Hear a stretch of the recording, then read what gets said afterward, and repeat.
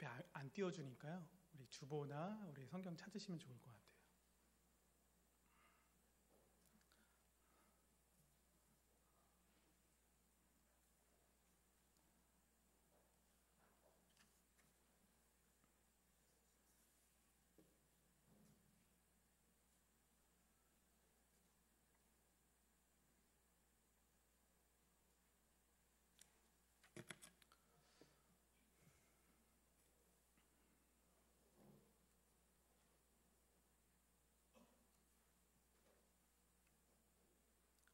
우리 찾았으면 우리 교독을 읽도록 하겠습니다. 우리가 알거니와 무릇 율법이 말하는 바는 율법 아래에 있는 자들에게 말하는 것이니 이는 모든 입을 막고 온 세상으로 하나님의 심판대 아래에 있게 하려 함이라.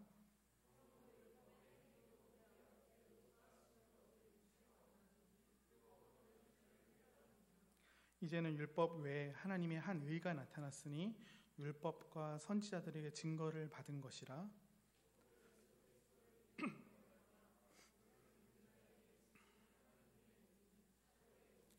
모든 사람이 죄를 범하였음에 하나님의 영광에 이르지 못하더니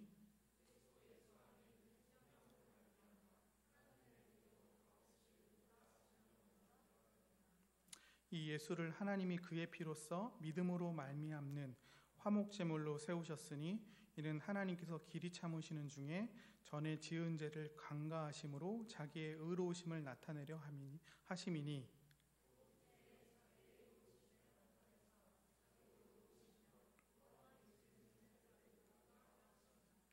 아멘. 그래, 오늘은 이 예수를 하나님이 화목제물로 세우셨으니라는 제목을 가지고 같이 함께 말씀을 나누고자 합니다.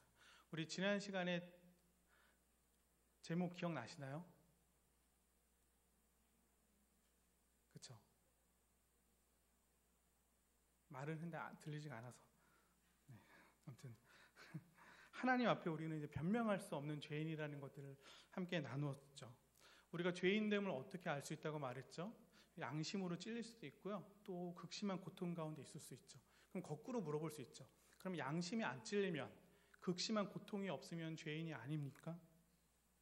그렇죠. 우리 사회법으로 우리가 죄인됨으로 지칭되지 않을 때는 우리가 죄인으로서 살지 않는다 말할 수 있을까요?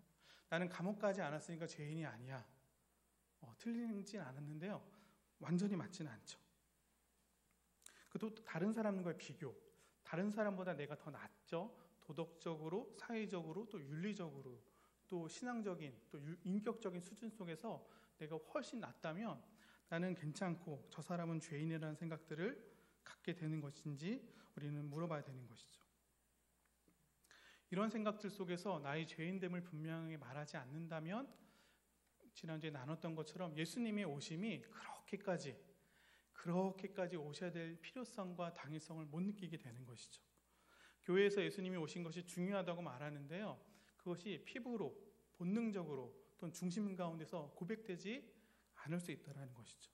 교회에서는 예수님이 우리를 위해서 오신 것이 중요하고 우리를 위해서 죽으셨다는 것이 중요하다고 말하지만은 우리 가운데 그것이 얼마나 설명되고 있는지, 또한 그것에 대한 필요성과 요청을 얼마나 하고 있는지 우리를 돌아봤을 때 그 정도로서 우리는 예수님의 오심에 대한 당위성과 필요성을 더욱더 생각하고 점검할 수 있지 않을까 생각하게 됩니다.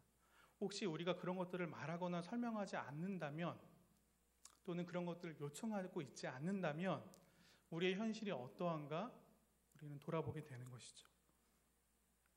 이렇게 죄에 대한 인식이 점점 사라질 때 율법으로 말미암은 정죄가 사라지고 개인적인 양심과 사회적인 법들과 다른 사람의 비교적인 우위 속에서 자신의 죄인됨이 점점 무뎌지고 사라질 때 같이 사라지는 것이 바로 예수님의 십자가이죠. 죄로서 죄를 더 이상 보지 않기 때문에 십자가가 더 이상 필요 없는 것으로 여겨지게 되는 것이죠. 죄는 더 이상 사망으로 귀결되지 않죠.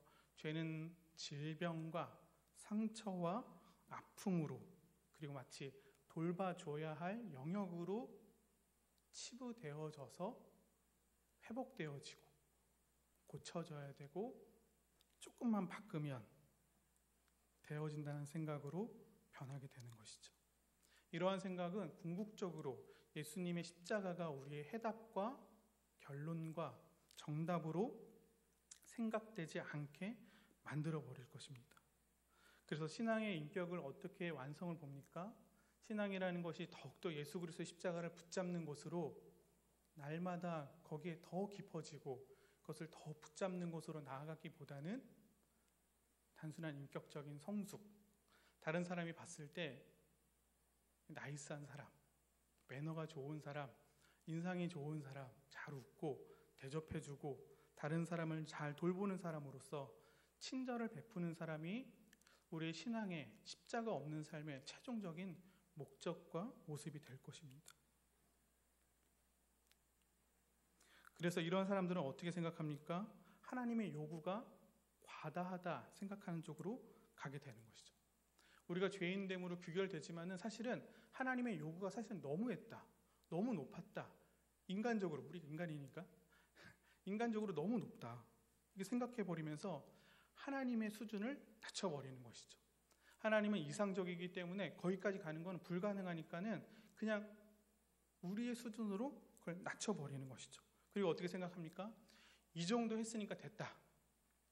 이 정도 내가 노력하고 수고하고 열심과 전심이 있었으니까 됐다 생각하면서 하나님께 나아가려고 하는 것이죠. 그러니까 하나님이 어떻게 생각하십니까? 열심과 최선과 진심과 전심이 있는 죄인으로서 그를 죽이시는 거죠. 그러므로 우리의 결론은 뭡니까? 우리는 하나님 앞에 변명할 수 없는 죄인으로 서 있는 것이죠. 어떤 기준에서요? 율법을 통하여서 율법이라는 절대적인 기준 속에서 우리는 하나님 앞에서 죄인이다 말할 수밖에 없는 것이죠. 우리는 죄인됨은 율법을 통하여서 하나님의 왕되심을 거부했고 그분의 율법을 다 지키지 않음으로 말미암아 하나님을 인정하지 않는 죄인으로서 서게 되는 것이죠. 우리 늘 율법을 지켜야 된다는 요구 앞에 서 있지만은 그것을 지키지 않은 자로서 불법한 자, 그렇죠? 의롭지 못한 자, 하나님의 영광에 이르지 못하는 자로서 우리는 존재하고 하나님께 나아갈 수 없으며 율법을 통하여서 정죄받는 자리에 서 있는 것이 우리의 운명입니다. 그런 우리 가운데 복음은 어떤 것입니까? 오늘 본문과 같이 어떻게 선언합니까? 이 율법의 정죄를 받은 자가 예수님을 바라보는 것이죠. 이 율법의 정죄 없이 그리스도를 바라보지 않습니다. 아까 서두에 말했던 것처럼 자신의 죄인됨과 절망과 완전한 실패 가운데 무가치함을 인정하지 않는다면 그것의 유일한 해결자이신 예수님을 바라보지 않기 때문에 그렇죠. 예수님이 유일한 우리의 복음과 유일한 해답인 것들을 받아들이지 않을 것입니다.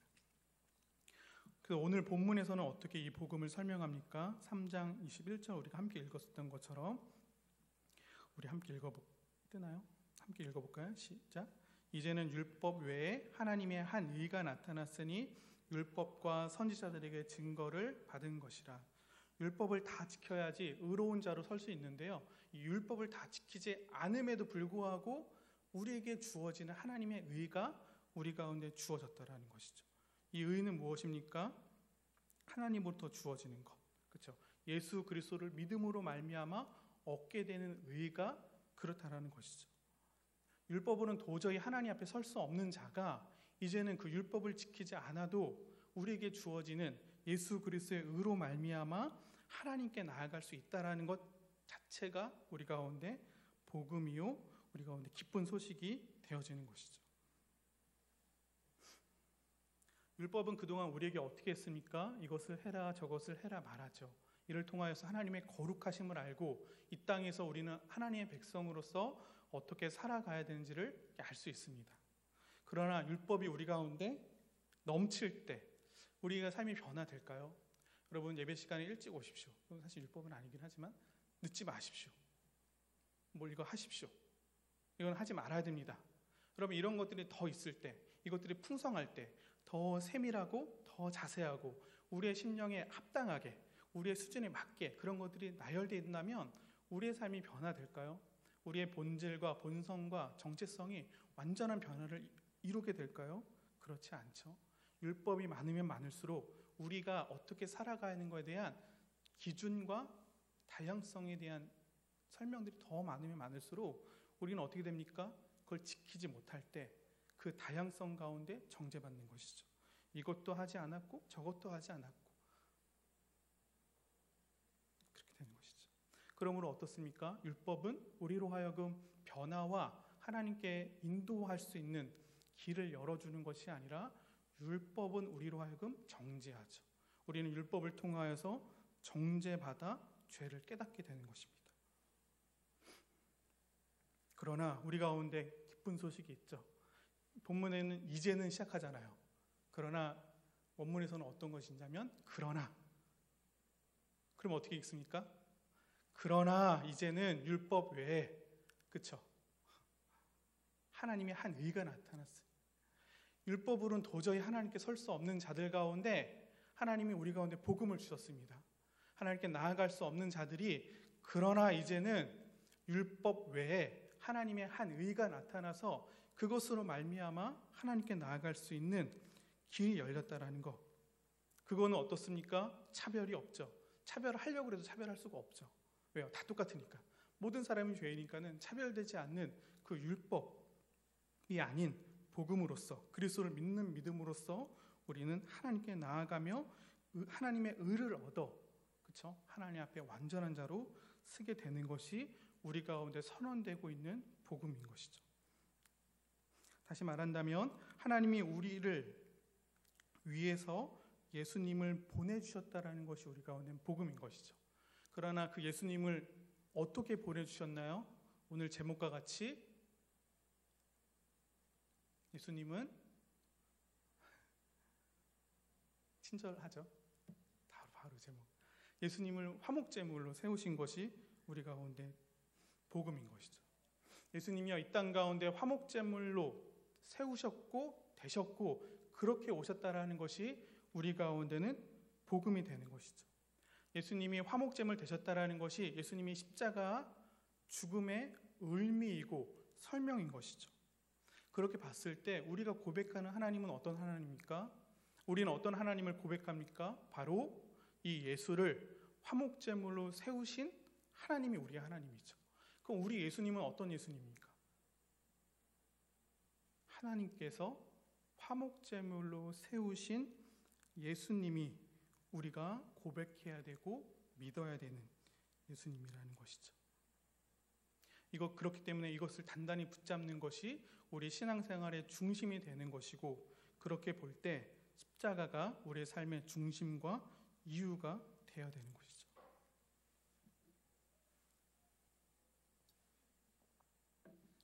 그러면 우리 가운데 질문이 있죠. 그럼 화목제물은 우리가 어떻게 설명할 수 있을까요? 화목제물은 뭡니까? 화목제물은 말 그대로 구약에서 나온 제사 제도의 개념이죠. 선제되는 게 있죠. 우리가 제사를 지내는 이유가 있지 않습니까? 선제되는 게 이유가 뭐죠? 하나님이 우리 가운데 진노하신다라는 거죠. 율법을 다 지켜야지 하나님 앞에 설 수 있는데 우리는 설 수 없잖아요. 그렇지만은 제사 제도를 통하여서 하나님 앞에 설 수 있는 길을 열어주시는 겁니다. 거룩하지 않는 자를 향해서 진노하시는 하나님이 이 화목제물을 드려지는 선제적인 이유이고 전제가 되는 것이죠. 왜 그렇습니까? 하나님은 죄인을 결코 내버려 두지 아니하시죠. 반드시 죽이십니다. 철저히 조사하면 다 나오니까 반드시 죽이시는 것이죠. 우리의 기준과 어떤 이상적인 잣들을 가지고 하나님의 기준을 설정하지 말아야 됩니다. 하나님 그 이상으로 높으시죠. 우리의 기준을 가지고 이 정도면 됐지, 이만하면 됐지를 가지고요 나아갈 수 없습니다. 하나님은 그 정도가 아니시기 때문에 그렇죠. 우리 각자에게 명예라는 게 있지 않습니까? 인권이라고 말할 수도 있고, 넌 나에게 모욕을 줬어. 모욕을 받을 만한 일단 그게 있다라는 거잖아요. 그러면 어떻게 합니까? 아 미안해, 내 선물 줄게. 애슐리 가자. 갑자기 마음이 통하고 막 애슐리 가고 화해하게 되고 우리는 그 정도 수준인 거죠. 근데 하나님은 어떻게 하십니까? 우리 범죄한 하나님 앞에 범죄하지 않으셨죠? 범죄한 우리 인간이 하나님 앞에 하나님은 어떤 걸 요구하십니까? 우리의 수준의 것으로 우리의 것으로 드렸었을 때 만족하지 아니하시고 반드시 그의 생명, 피, 죽음 그걸 요구하시는 것이죠. 그것이 하나님의 수준이죠. 하나님은 반드시 죄에 대해서 범죄함에 대해서 대가를 요구하시고 반드시 죽이십니다. 왜 그렇습니까? 하나님은 거룩하시기 때문에 그렇죠. 그래서 제사제도가 우리 가운데 은혜이다 이렇게 말하는 것입니다. 죄인들을 향해서 쏟아내시는 이 하나님의 진노를 오해하지 말아야 됩니다. 우리가 화냈을 때 어떤 생각이 갔습니까? 좀 부당하다는 생각 같고 좀 오버한다는 생각, 얼굴이 막 붉어지고 씩씩대고 이를 갈면서 더 이상 못 참아 이렇게 소리 지르고 그런 것들을 생각할 수 있는데 하나님의 분노는 그런 게 아니시죠. 거룩함에서 나오는 하나님의 거룩하심에 대한 본성에서 나오는 거룩한 진노와 분노이죠. 일관되며 한 번도 멈추지 않으며 하나님의 본성이시기 때문에 중단되거나 바뀌거나 기준이 변경되지 않습니다. 하나님이 영원히 존재하시는 이상 그 영원한 하나님의 거룩하지 않은 자를 향한 진노가 쏟아지고 내려지는 것이죠. 이 화목제물은 이것을 누그러뜨리는 제물입니다. 이 쏟아내시는 하나님의 진노 앞에 이 화목제물을 드림으로 말미암아 이 하나님의 진노를 풀어드리고 진정시키고 해결하는 것이 바로 이 화목제물인 것이죠. 예수님이 이 땅 가운데 오셔서 우리의 화목제물이 되셨기에 우리의 죄인됨이 해결되는 것입니다. 그분의 죽으심이 그분의 피가 흘렸기에 우리는 이제 이 하나님의 진노에서 벗어날 수 있는 것입니다. 이것이 우리 가운데 복음이죠. 그래서 기독교는 뭐의 종교입니까? 피의 종교죠. 피. 우리는 피. 그래서 예수님 피를 뭐라고 합니까? 보혈. 예전에 성경책 생각나시나요? 성경책 옆면에 무슨 색깔인지 생각나세요?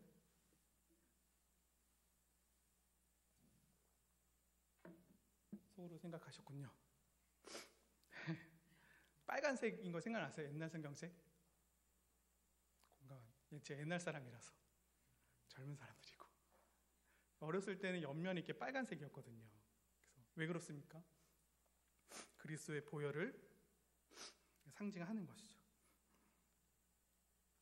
예수님의 십자가의 죽음을 설명할 때 우리 십자가형이 어떤 건지를 생각하면 우리 가운데 유익이 됩니다. 우리가 받아야 될 사실은 끔찍한 형벌이죠. 십자가형은 원래 어떤 형벌입니까? 수치스러운 죽음인 것을 우리가 생각해 볼 수가 있죠. 일단 십자가 앞에 섰을 때 일단 기본적으로 위치는 어디일까요?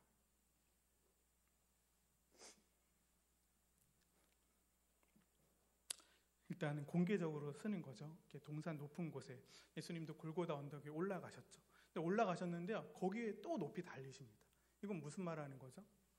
밀실에서 소수의 사람이 있어 죽는 게 아니라 만인 앞에서 낱낱이 자기의 수치와 부끄러움을 다 드러내는 것이죠. 이 저주받은 인간을 보라 말하는 것이죠. 그래서 만인 앞에 자신의 죄인됨을 드러낼 수밖에 없는 수치스러운 죽음과 결말이죠. 그리고 또 어떻습니까? 많은 성화에서 예수님 달린 걸 보면요, 사실은 바지를 입고 계세요. 아랫도리가 있죠. 그러나 실상은 어떻습니까? 발가벗겨지는 것이죠. 다 벗겨지는 것이죠. 그 모든 사람 앞에서 수치와 부끄러움을 다 당하는 겁니다. 내 내면의 모든 것이 다 드러나는 것이죠.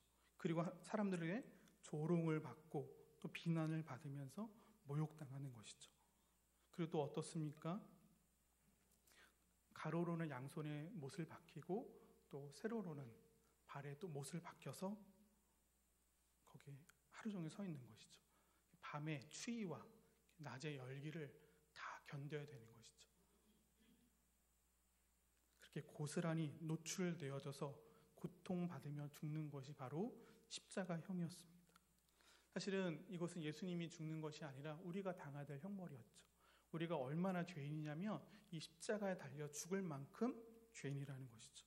이것이 우리의 사실은 최종적인 운명의 결과이고, 지금 아무리 좋아도, 아무리 괜찮아 보일지라도 최종적인 결론은 이것이라는 것을 우리는 부정할 수 없습니다. 그래서 결국은 우리는 어떻게 선언합니까? 우리의 결말이 예수님이 없었다면, 예수님이 화목제물 되지 않으셨다면 우리의 결말은 절망과 멸망이다라는 것이죠. 이걸 일반 은총적인 표현으로 말하면 뭡니까? 공든탑이 무너진다. 고생 끝에 영원한 고생. 산 넘지 못했는데 큰 산. 일반 은총적인 표현을 한다면 그렇죠. 근데 특별 은총적인 표현을 하면 어떻습니까? 죄의 싹은 사망이다. 죽음이다. 죄인의 결과는 영원한 죽음이다. 이것이 우리의 운명이고 우리의 결과였습니다. 그러므로 우리의 죄의 크기를 말할 때 우리는 예수님의 십자가, 죽음, 화목제물 되심으로 말미암아 우리의 죄의 크기를 설명해야 되는 것이죠. 그리고 우리는 이러한 관점을 통하여서 우리의 죄의 크기를 생각하고 동시에 우리에게 베푸신 하나님의 은혜가 얼마나 큰지를 알고 고백하는 것입니다. 예수님이 우리를 위해서 죽으셨습니다. 우리의 죄 때문에 예수님이 이 땅 가운데 화목제물 되셔서 우리를 위해서 죽으셨습니다. 그러므로 우리의 죄를 누가 그냥 넘어가도 된다고 말합니까? 괜찮다고 누가 말할 수 있겠습니까? 그냥 넘어가도 괜찮은 거, 그냥 눈 감으면 되는 거라고 누가 치부해 버릴 수가 있겠습니까? 예수님의 십자가 죽음에서 분명하게 드러났듯이 죄는 반드시 대가를 지불해야 되며 하나님은 반드시 그것을 물으시며 이 진노를 반드시 쏟아내실 것입니다. 요한계시록에서 이 하나님의 진노받게 되는 죄인의 두려움이 잘 나타나죠. 우리 한 목소리로 같이 한번 읽어볼까요? 시작. 땅의 임금들과 왕족들과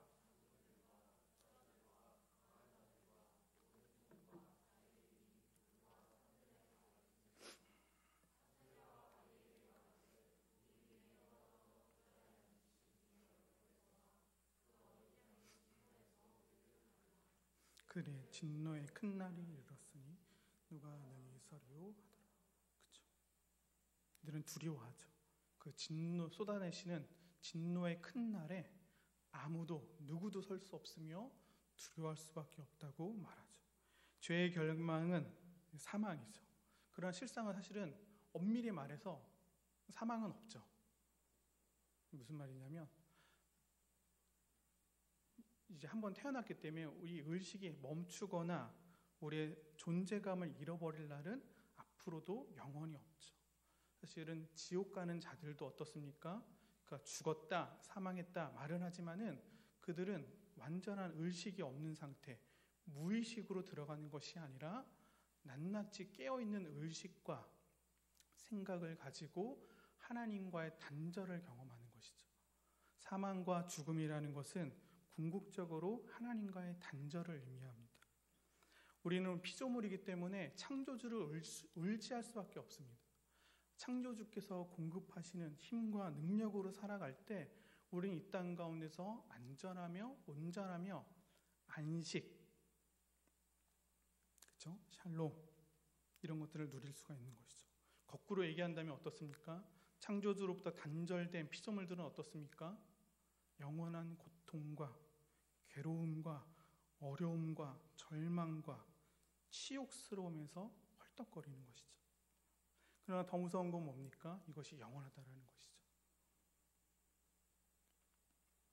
죽음은 이 하나님과의 단절을 의미합니다. 그러나 원래 우리의 운명이 이렇지만은 예수님께서 우리의 화목제물이 되셨기에 우리는 그 가운데 거하지 않고 이 복음으로 말미암아 하나님과 영원한 교제 관계에 들어가게 되는 것이죠. 우리 입장에서는 사실 너무나 큰 책임과 대가를 지불해야 되는 존재였지만은 대가 없이 공짜로 하면 안 되는데 공짜로 그냥 받게 거저받는 은혜가 우리 가운데 있게 되는 것이죠. 그러나 받는 것이 어떻습니까? 너무 크죠. 과도할 정도로 크죠. 그래서 가끔 믿어지지 않을 정도로 정말 참으로 그렇게 하셨는가 생각이 들 정도로 고백이 되지만 참으로 그렇게 우리를 위해서 하신 것이죠. 우리는 말로 다 할 수 없는 이 은혜로 우리는 살아난 것이고, 그러므로 진노한 하나님의 손에 붙들린 우리 죄인들은 이 예수님의 화목제물 되심으로 말미암아 살아났음을, 이것이 유일한 복음인 것을, 다른 복음이 아니라 이것이 유일한 복음인 것을 우리는 고백하며 그것에 합당하게 살아가게 될 것입니다. 디모데전서 3장 1절에 보면은 감독의 직분을 얻는 자의 모습이 나옵니다. 우리 한번 읽어볼까요? 시작. 미쁘다 이 말이요.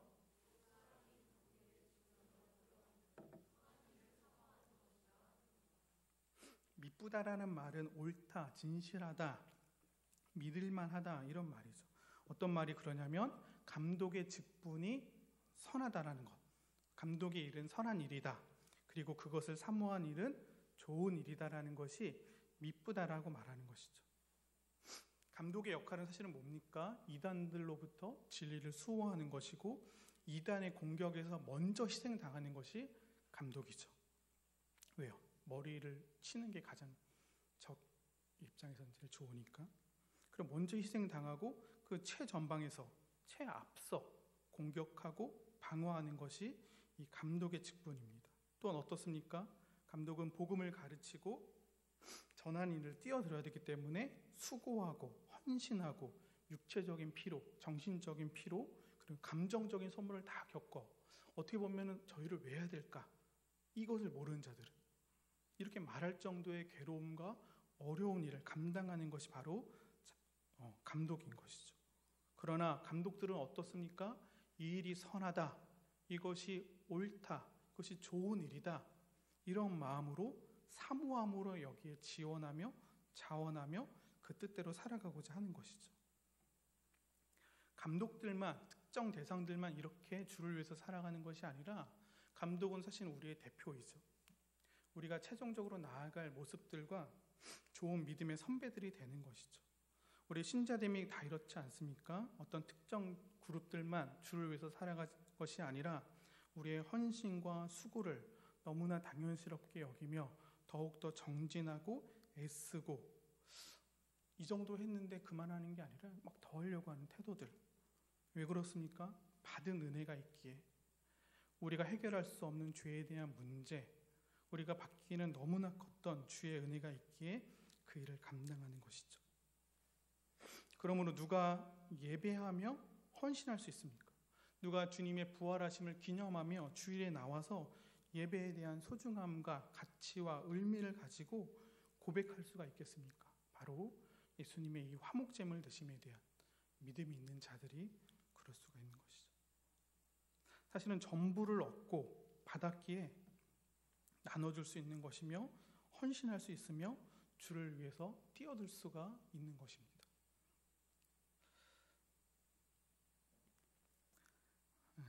이렇게 것들을 나눴을 때요, 예수님이 우리의 화목제물 되셨다, 그럼 우리가 너무 큰 은혜를 받았다, 이렇게 얘기하면서 지금 말한 주일 예배 잘 드리자 이렇게 말하는 적용이요, 너무 좀 협소하죠. 그런 면에서 설교자로 좀 비참합니다.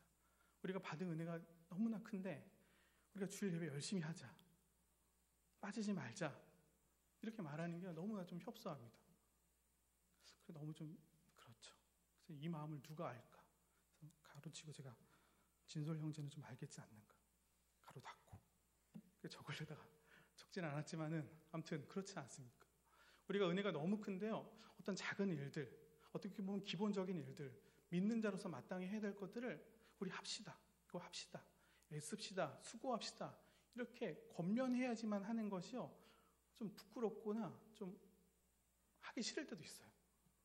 너무나 당연한데 우리가 은혜를 받았다면, 그 화목제물에 대한 은혜를 이렇게 고백한다면, 그렇게 하는 것이 너무나 당연한데 하지 않는 거에 대해서 사실은 이제 그런 마음속에 하기 싫을 때가 좀 있는 것이죠. 열심을 내라, 더 노력하면 좋겠다, 이런 말 말고요, 너 그러다 죽겠다. 그렇죠? 그러나 나도 같이 죽으러 가자. 나도 같이 열심히 하자. 뭐 이런 말들을 좀 나누면 좋을 것 같습니다.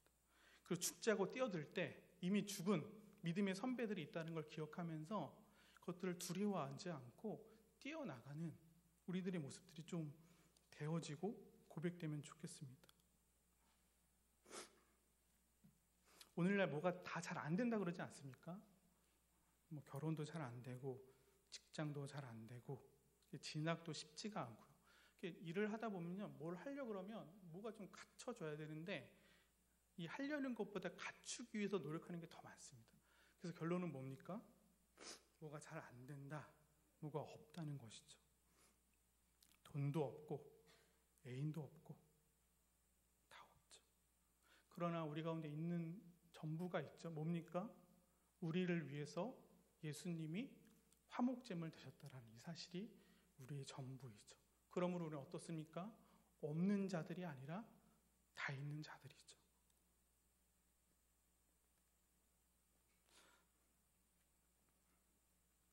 우리 가운데 주어진 일들은 다 잘 되지 않을 수가 있어요.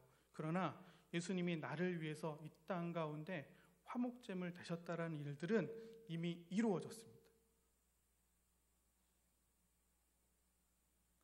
속으로 아멘 하셨죠? 기쁜 거죠. 이미 완성됐습니다. 완성될 거고요. 오실 것이 아니라요. 이미 우리를 위해서 죽으셨어요. 그분이 화목제물 되심으로 말미암아 이제 우리를 향해 쏟아내시는 하나님의 진노가 완전히 바뀌어져서 이제는 하나님께 나아갈 수 있는 자로서 날마다 기쁨 가운데 살아갈 수 있는 운명이 우리 가운데 주어졌다라는 것이죠. 그래서 어떤 안 되는 일들, 어떤 슬픈 일도 좀 있을 수가 있죠. 그러나 마치 구원으로는 부족한 사람 마냥 그런 표정을 짓고 그런 생각을 하고 그런 마음으로 우리 20대, 30대, 우리 청년의 때를 보내는 것이 우리 있을 수가 없는 일인 것이죠. 하나님이 우리를 위해서 예수님을 화목제물로 삼으셨다는 이 복음으로 말미암아 우리는 한평생 붙잡고 살아갈 수 있을 것입니다. 이거는 청년 때에만 힘쓰고 애써야 될 영역들이 아니라 우리의 한평생 수고하고 또 받아들이고 고백하는 것이죠. 지금은 열심을 내지만 중년 되면 이제 안 하실 겁니까? 청년 때 열심히 했으니까 중년 때 그만해야지. 노년 때는 이제 쉬어야지. 그럴 수가 없죠. 이 화목제물 되심의 은혜가 너무나 크고 너무나 분명하기에 지금 열심을 내지만 나중에는 어떻습니까? 더 열심을 내는 것이죠. 더 애쓰고 수고하려는 마음이 이 받은 은혜 때문에 우리를 그렇게 살아가게 만들 것입니다. 이 기쁨과 소망과 이 복음 앞에 감사함으로 한평생 나아가는 우리 청년들 되기를 바랍니다. 네, 기도하겠습니다.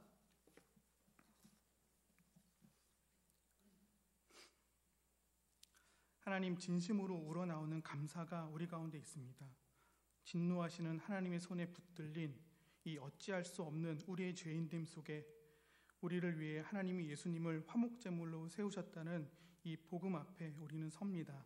이 놀랍고 기쁜 복음 앞에 우리의 인생 전부를 다 던지게 하시고 더욱 이것을 알기에 힘쓰며 또한 전하는 일에 우리의 사명과 부르심이 있음을 믿고 나아가게 하여 주옵소서.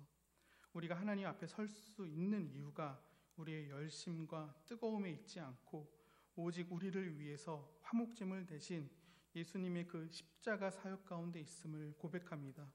이것을 붙잡을 때 우리의 삶이 변할 것이며 우리의 존재와 태도가 완전히 뒤바뀐 정체성으로 주를 위해 살아갈 수 있음을 고백합니다. 이러한 믿음으로 한평생 하나님을 예배하는 자로 살아가게 하여 주옵소서. 예수님의 이름으로 기도합니다.